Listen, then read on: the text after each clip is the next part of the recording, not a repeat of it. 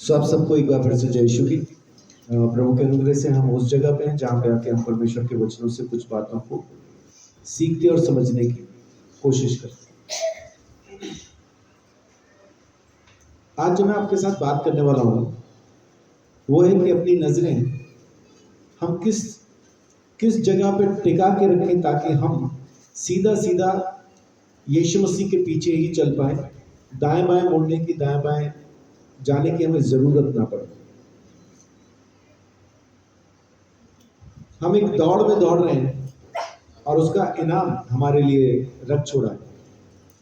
तो इसका मतलब है कि हमें अपनी नजरें उस इनाम पे लगा के रखनी है जो हमें मिलने वाला है, उस मुकुट पे लगा के रखनी है जो हमें मिलने वाला है।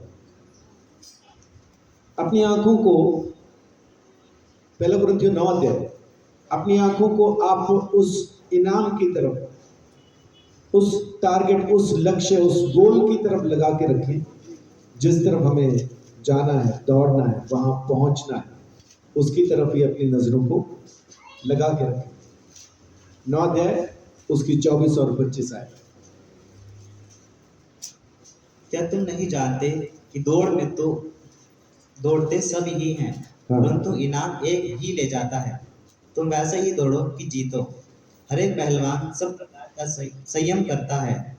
वे तो एक मुरझाने वाले मुकुट को पाने के लिए यह सब करते हैं, परंतु हम तो उस मुकुट के लिए करते हैं जो मुरझाने का नहीं। आमीन। पौलुस कहता है कि क्या तुम नहीं जानते कि दौड़ में दौड़ते तो सब हैं लेकिन इनाम एक ही को मिलता है।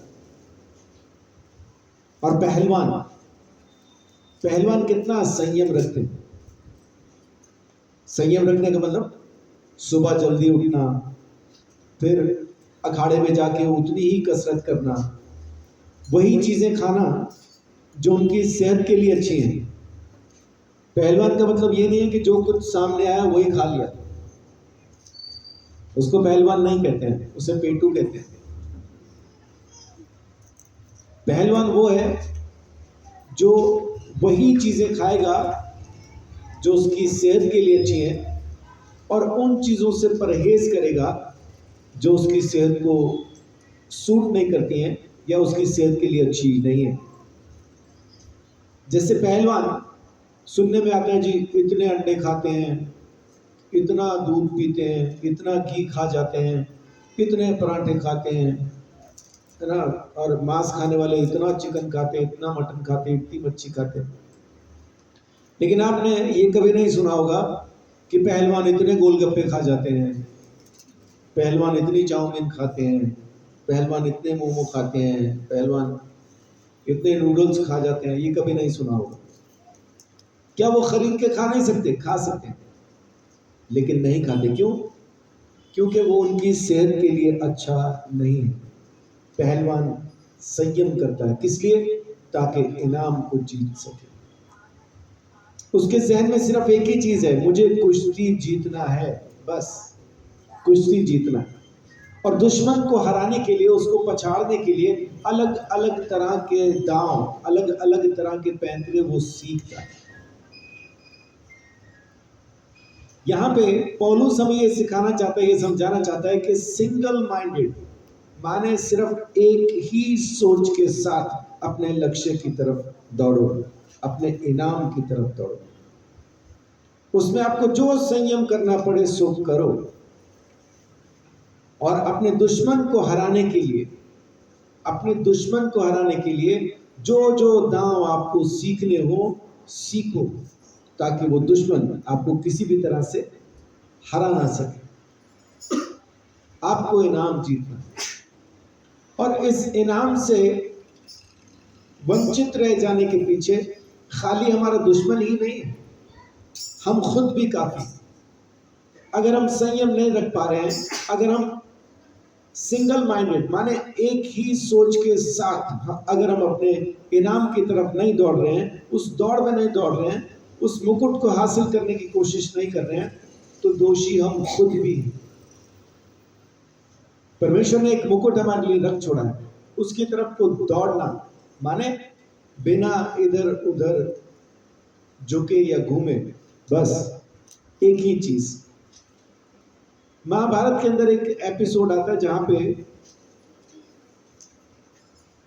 द्रोणाचार्य ने पेड़ के ऊपर कुछ मछलियां टांग दी थी। अब वो असली थी नकली थी नहीं पता, लेकिन कहते हैं मछलियां टांगी, माने नकली भी हो सकती हैं, जैसे टारगेट बनाया जाता है।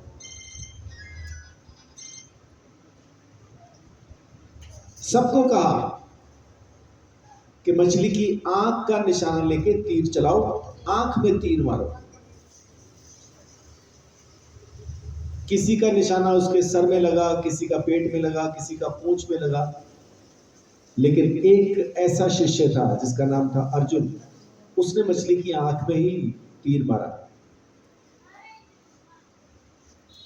तो द्रोणाचार्य उससे पूछते तू कैसे मछली की आंख में तीर मार पाया? तो उसका कहना था कि मेरी नजर सिर्फ आंख पे ही थी, मछली को तो मैंने देखा ही नहीं, मछली को तो मैंने देखा ही नहीं, सिर्फ आंख को देखा और तीर मारा और तीर निशाने पे लगा।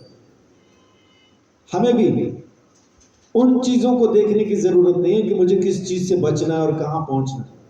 हमें सिर्फ नजर रखनी है तो उस स्वर्गीय मुकुट के ऊपर जो परमेश्वर ने हमें दे रखा है, हम हासिल कर सकते हैं। सिर्फ उस पे नजर रख के यीशु मसीह के रास्ते पे चले, फिर आपको किसी और तरफ जाने की जरूरत नहीं पड़ेगी। फिर आप अपने लक्ष्य से जरा भी इधर उधर भटकेंगे नहीं, आप सीधा वहीं पहुंचेंगे जहां परमेश्वर चाहता है कि हम पहुंचे। इसलिए अपनी नजर को, अपने फोकस को जरूर बना के रखें। एक बार फिर से अपनी दौड़ को, या आपकी प्रायोरिटीज क्या है, प्रायोरिटी कहते हैं कि आप किस चीज को सबसे ऊपर, सबसे पहले कौन सी चीजों को समझते हैं, प्राथमिकता किसको देते हैं, आपके लिए अहम कौन सी बातें। दूसरा तीमुथियुस 4 अध्याय।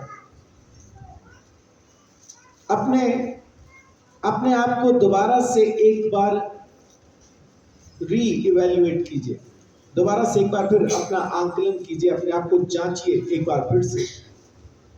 जो आपका लक्ष्य है, आपका ध्यान किस तरफ है, इस चीज को एक बार फिर से आप जांचने की कोशिश करें। दूसरा तीमुथियुस 4 अध्याय उसकी 7-8। मैं अच्छी कुश्ती लड़ चुका हूँ, मैंने अपनी दौड़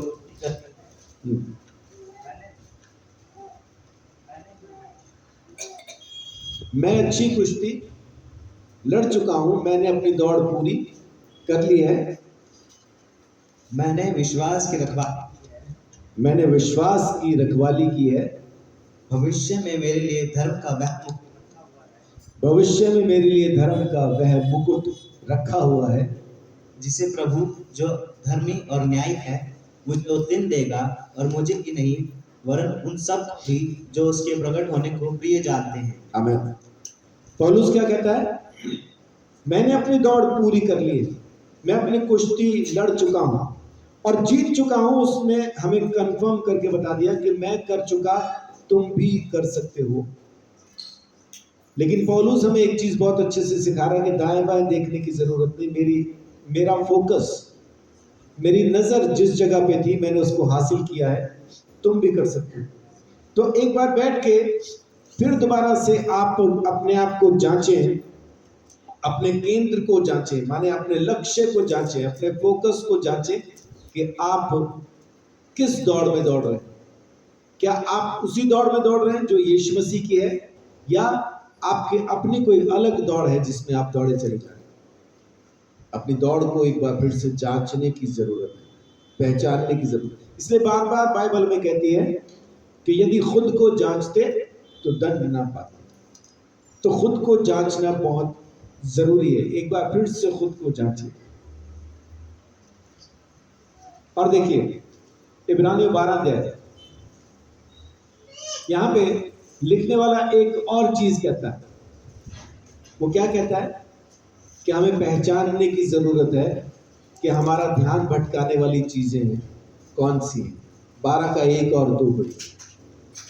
इस कारण जबकि गवाहों का ऐसा बड़ा बादल हमको घेरे हुए है, तो आओ ये गवाहों का कौन सा बड़ा बादल बता रहा है यहाँ पे,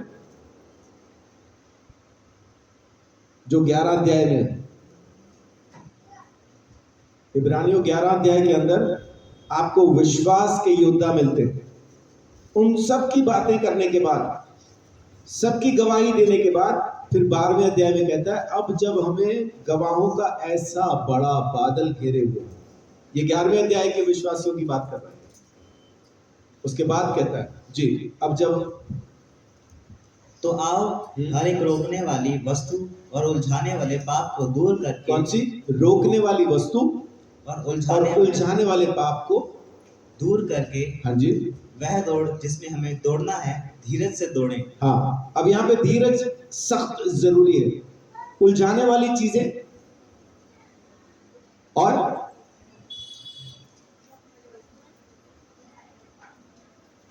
कौन सी वस्तु है, रोकने वाली चीजें और उलझाने वाले पाप, इनसे बचने के लिए धीरज के साथ दौड़ना जरूरी है। अब ये कौन कौन सी चीजें हो सकती हैं? सांसारिक अभिलाषाएं हो सकती हैं, ये शक हो सकता है, परमेश्वर के वचन पे शक हो सकता है, कुछ चीजों का डर हो सकता है। इन सब का सामना कीजिए। सांसारिक अभिलाषाओं का सामना करें, जो शक जिंदगी में आते हैं उनका सामना करें, और जो डर हमारे अंदर आता है उसका सामना करें। जब तक ऐसा नहीं कर पाएंगे आप आगे नहीं बढ़ पाएंगे। रोकने वाली चीजें जिंदगी में बहुत सारी होती है। बहुत सारे लोग हैं जो सेवकाई करना चाहते हैं, सेवकाई के लिए निकलना चाहते हैं, उनके अपने घर वाले रोक लेते हैं उनको, नहीं अभी तुझे जाने की जरूरत नहीं रहने दे, कोई नहीं, छोड़। तो ये रोकने वाली चीजों में से एक चीज है। परमेश्वर के रास्ते पे चलने से रोकने वाले अपने ही परिवार के लोग होते हैं, बाहर से नहीं आता है कोई भी। अपने ही परिवार के लोग रोक दिया करते हैं, नहीं तुझे जाने की जरूरत नहीं, तुझे करने की जरूरत नहीं। और उलझाने वाले पाप, जहां से खुद हम नहीं निकलना चाहते, उसी में उलझे रह जाते हैं। आपने मकड़ी को देखा कि वो दूसरे जो कीट पतंगे होते हैं उनका शिकार कैसे करती है? हाँ जी, कोई मक्खी या मच्छर उड़ता हुआ आया और उसके जाल पे चिपक गया, उसके बाद फिर जैसे ही उसके जाल पे चिपकता तब मकड़ी क्या करती है?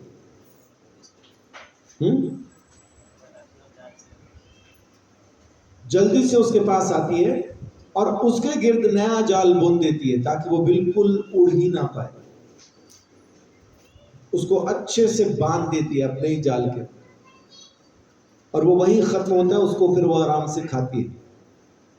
लेकिन इस तरह से जाल बुनते बुनते बुनते बुनते बुनते वो इतने जाल बुन देती है कि आखिर में खुद अपने ही जाल में फंस के मर जाती है। उलझाने वाले पाप,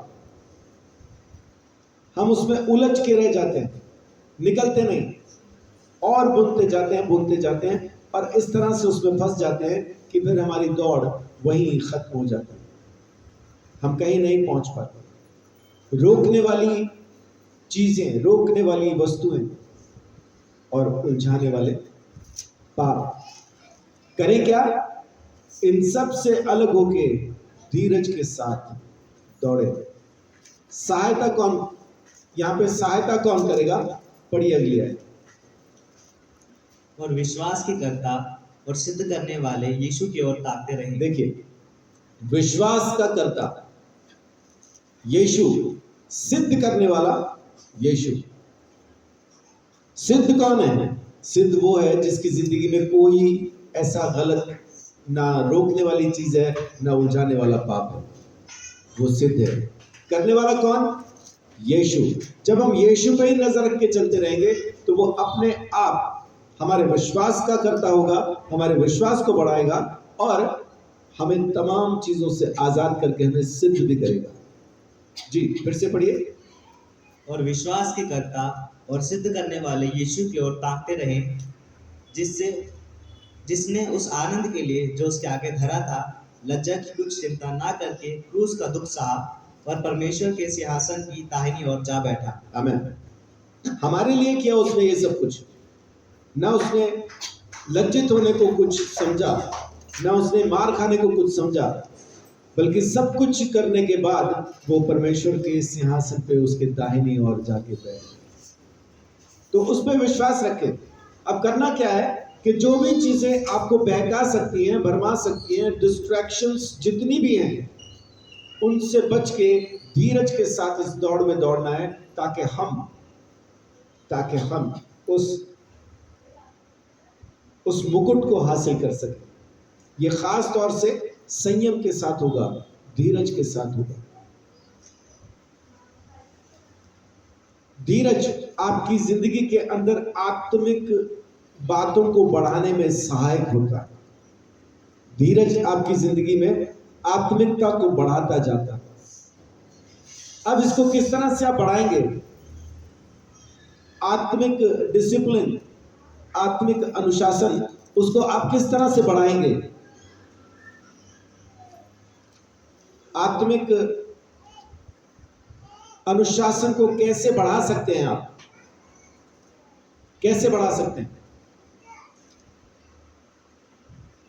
उसके लिए कुछ चीजें जो आपको प्रैक्टिस करनी होगी, जिसमें खास तौर से है प्रार्थना, और फिर वचन का पढ़ा जाना, और तीसरी चीज है सेवा करना। आप प्रार्थना करके, वचन पढ़ के खाली घर नहीं बैठे रह सकते। हाँ जी, मैं तो प्रार्थना करता हूं, वचन पढ़ता हूं और घर पे रहता हूं।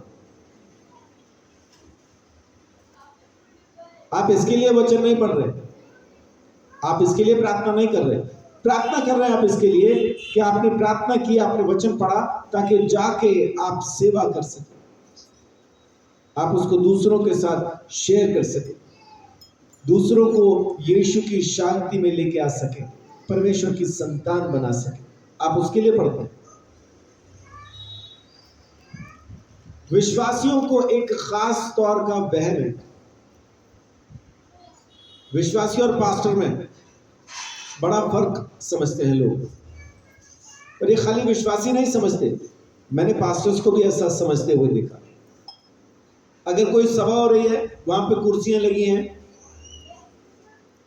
और पास्टर वहां पे आके खड़ा हो जाएगा और पूछेगा पास्टर्स के लिए कहाँ लगा रखी है कुर्सी? वो कहे जहाँ मर्जी बैठ जाओ। नहीं तो हम क्या विश्वासी में जाके बैठ जाए? माने ऐसे पास्टर भी मैंने देखे। एक बार उड़ीसा के अंदर एक सभा थी, 3 दिन की सभा थी। वहां जो मेन प्रचारक था वो मैं ही था, प्रभु के अनुग्रह से। और जहाँ वो टेंट लगा हुआ था, उसके पास ही वो कमरा था जहाँ पे मैं ठहरा हुआ था।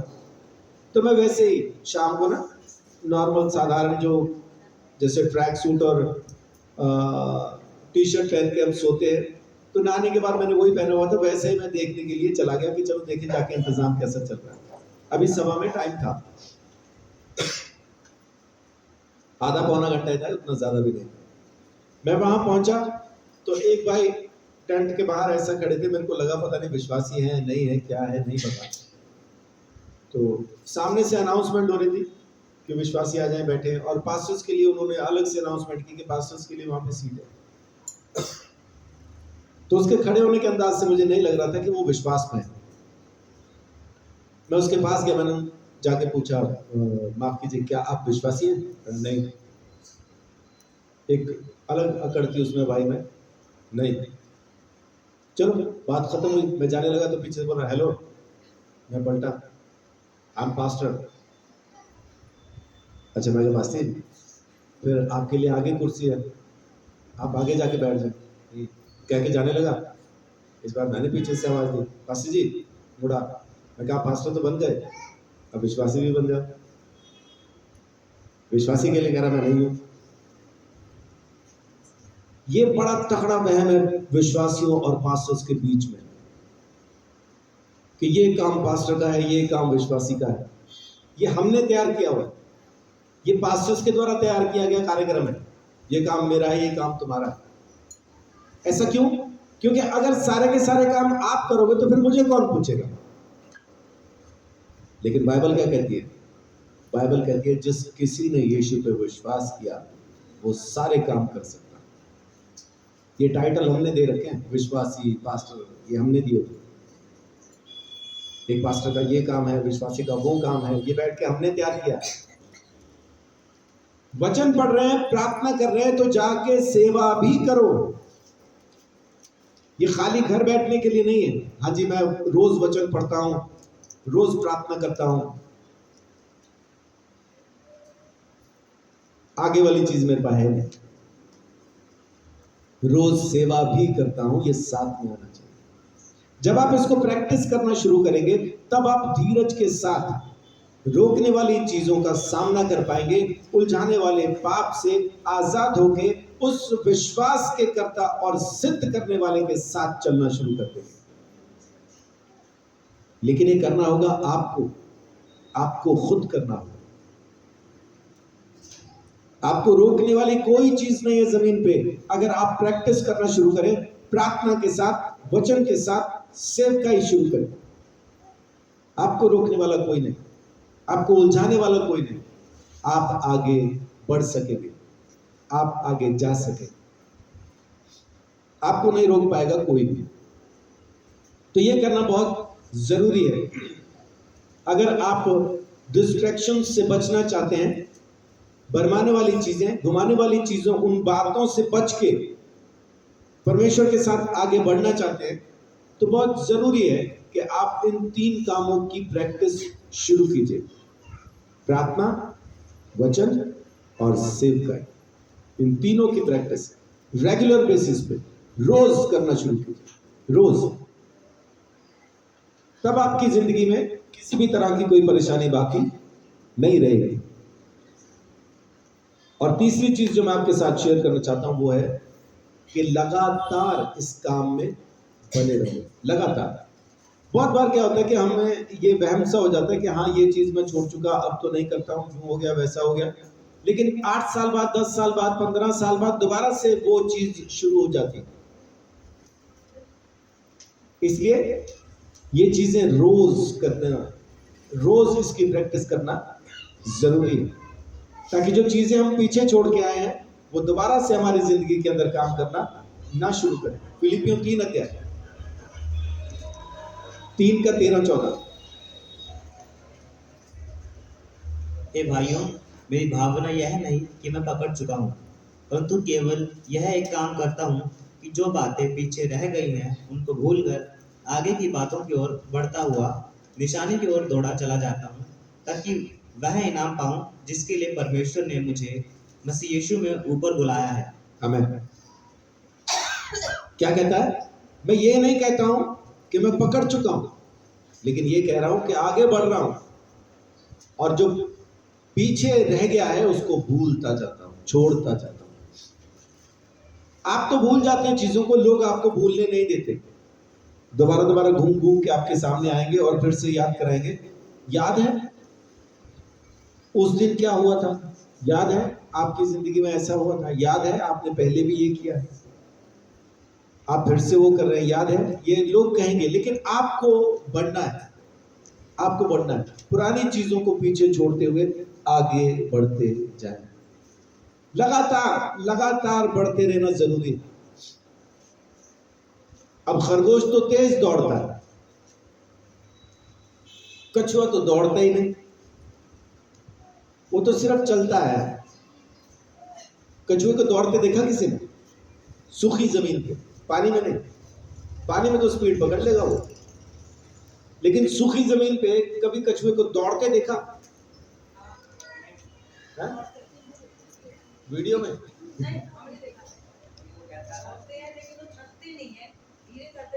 हाँ, धीरे चलते हैं ना, दौड़ते नहीं। मतलब वो छोटे होंगे, छोटे साइज वाले। कछुआ जो होता है ना, जिसका साइज ठीक ठाक वाला, इसका बाप भी नहीं दौड़ सकता। वो चली जाए तो ठीक है, चली ले तो बहुत है, क्योंकि उसकी टांगे दौड़ने के लिए नहीं, तैरने के लिए बनी। खरगोश तेज दौड़ता है, लेकिन जीता कौन? जीता कछुआ। खरगोश क्यों हार गया? हाँ जी, खरगोश इसलिए हार गया क्योंकि वो लगातार दौड़ता नहीं रहा, दौड़ के बीच में ही रुक गया कहीं, और ना सिर्फ रुका, सो गया। वचन कहता है सोते नहीं रहना, जागते रहो, जागते रहो ताकि परीक्षा में ना पड़ो। जागते रहो। ये लगातार जागना क्या है? लगातार जागना माने लगातार इस दौड़ में भागना, पुरानी बातों को पीछे छोड़ते हुए। खरगोश कछुए को दिख भी नहीं रहा होगा कहां गया। शिकारी कुत्तों को खरगोश भगा भगा के थका देता है, उनके हाथ नहीं आता, लेकिन उस दौड़ में नहीं रुकता वो। जब उसके पीछे कुत्ते होते हैं ना, तब नहीं रुक रहा खरगोश, तब तो दे छलांग, इधर भाग उधर भाग, पहले सीधा भाग, फिर ऐसे वो डॉजिंग शुरू हो जाती है। वहां नहीं रुकता क्योंकि पीछे कुत्ते पड़े होते हैं। लेकिन जब पीछे कछुआ आ रहा है, उससे इसको कोई खौफ नहीं। अरे ये कहां पहुंचने वाला है, मैं तो 5 बार पहुंच जाऊं तब भी एक बार नहीं पहुंचेगा, ये सोच के उसने दौड़ना बंद कर दिया। बहुत बार बहुत सारे लोगों को ये वहम हो जाता है कि मैं बहुत अच्छे से विश्वास में हूं, मुझे इतने साल हो गए हैं, इतने साल से चर्च जाता हूं या जाती हूं, वचन पढ़ता हूं, प्रार्थना करता हूं, प्रार्थना भी करता हूं तो चमत्कार होते हैं, सेवकाई के लिए मौका मिलता है, सेवकाई भी करता हूं। ये सोच के वो खरगोश के जैसा रुक जाते हैं, सो जाते हैं। लेकिन अपना काम क्या है? कछुए के जैसा लगातार बढ़ते जाना, बढ़ते जाना, बढ़ते ही जाना। और कछुआ बढ़ता ही चला गया, इसीलिए उसने इनाम पाया, जीत गया। तो अपने को भी यही काम करना सख्त जरूरी है। फिलिपियों 3 का 13-14 एक बार फिर से पढ़िए। हे भाइयों, मेरी भावना यह नहीं कि मैं पकड़ चुका हूँ, हाँ, परंतु केवल यह एक काम करता हूँ कि जो बातें पीछे रह गई हैं उनको भूलकर आगे की बातों की ओर बढ़ता हुआ। क्या कह रहे हैं? जो बातें पीछे रह गई उनको भूलकर आगे की ओर बढ़ता हुआ निशाने की ओर दौड़ा चला जाता निशाने की ओर दौड़ा चला जाता हूं। ये लगातार होना सख्त जरूरी है। जब तक आप लगातार दौड़ में बने नहीं रहेंगे, आप सुरक्षित नहीं है। आप सो जाएंगे, ऐसा कभी पता नहीं चलता है। जहां सोए वहीं शैतान आके फिर पंजा मार के जगाता है। जी, ताकि वह इनाम पाऊं जिसके लिए परमेश्वर ने मुझे मसीह यीशु में ऊपर बुलाया है। सो वो ये कहता है कि ये नहीं कह रहा हूं, ये भावना नहीं मेरी कि मैं पकड़ चुका हूं, बल्कि ये कहता हूं पुरानी बातें भूलकर आगे की ओर बढ़ता ही जाता हूं, अपने निशाने की तरफ दौड़ा चला जाता हूं, ताकि हासिल कर सकूं उस मुकुट को जो परमेश्वर ने, प्रभु यीशु मसीह ने मेरे लिए रखा है। यीशु मसीह में जो परमेश्वर ने मेरे लिए रखा है, उसी के लिए मुझे ऊपर बुलाया है, इनाम देने के लिए। उसको ऊपर जाने में भी दिक्कत नहीं। अब उसको मरने का कोई खौफ नहीं, उसको पता है मरने के बाद मेरे साथ क्या होगा, क्योंकि 3 बार तो वो स्वर्ग जाके आ चुका है ना। वो कहता है 3 बार उठाया गया। सो उसी के जैसा अपने को दौड़ने की जरूरत है, तभी हम वहां पे पहुंच पाएंगे। अब इसमें अपना जो निचोड़ है वो क्या है कि वो जो स्वर्गीय आशीष, वो जो मुकुट उसने रख छोड़ा है, उसकी तरफ लगातार दौड़ते जाए। उसको लगातार हासिल करने के लिए आप अपने आप को इस दौड़ में बना के रखें। रुकना नहीं, रुकना नहीं, बढ़ते ही जाना है, बढ़ते ही जाना है। अपनी नजरों को अपने लक्ष्य के ऊपर बना के रखें, अपने फोकस को उस जगह पे बना के रखें जहां आपको पहुंचना है। तो आज मैं आपको इतना ही कहना चाहता हूं कि अपनी आंखों को उस इनाम की तरफ लगा के रखें, और जो चीजें आपको बहका सकती हैं उनसे बचें। अवॉइड डिस्ट्रैक्शंस, बहकाने वाली चीजों से बचें। और तीसरी चीज कि लगातार आगे बढ़ते जाएं। ये 3 चीजें आज अपने मन के अंदर बैठा के रखें। अपनी नजर को स्वर्गीय इनाम की तरफ लगा के रखें। डिस्ट्रैक्शंस, जो चीजें आपको बहका सकती हैं उनसे बचें। और तीसरा, लगातार दौड़ में बने रहें। और तब परमेश्वर आपकी जिंदगी में लगातार काम करता ही चला जाएगा, लगातार काम करता ही चला जाएगा। कहीं भी कोई रुकावट, कोई परेशानी नहीं आएगी। आप फिर जैसा चाहें वैसा सेवकाई कर पाएंगे और जैसा चाहें वैसी जिंदगी जी भी पाएंगे। बहुत सारे लोगों को यह भी वहम है कि जो कोई भी सेवकाई में आता है वो तो गरीब ही रहता है बेचारा। देखो पास्टर्स के हाल कैसे हैं। वो क्यों ऐसा है? क्योंकि पास्टर दौड़ नहीं रहा है। कभी दौड़ता है, कभी रुकता है, कभी रुकता है, कभी दौड़ता है, कभी रुकता है, फिर रुक जाता है, फिर रुका ही रहता है, फिर रुका है, फिर थोड़ा सा दौड़ा है, फिर रुक गया है, फिर रुक गया है, फिर रुक गया है। तो ये समस्या बनी रहेगी। लगातार दौड़ में बने रहना, प्रार्थना, वचन और सेवकाई, ये आपको लगातार इस दौड़ में बना के रखे, लगातार इस दौड़ में बना के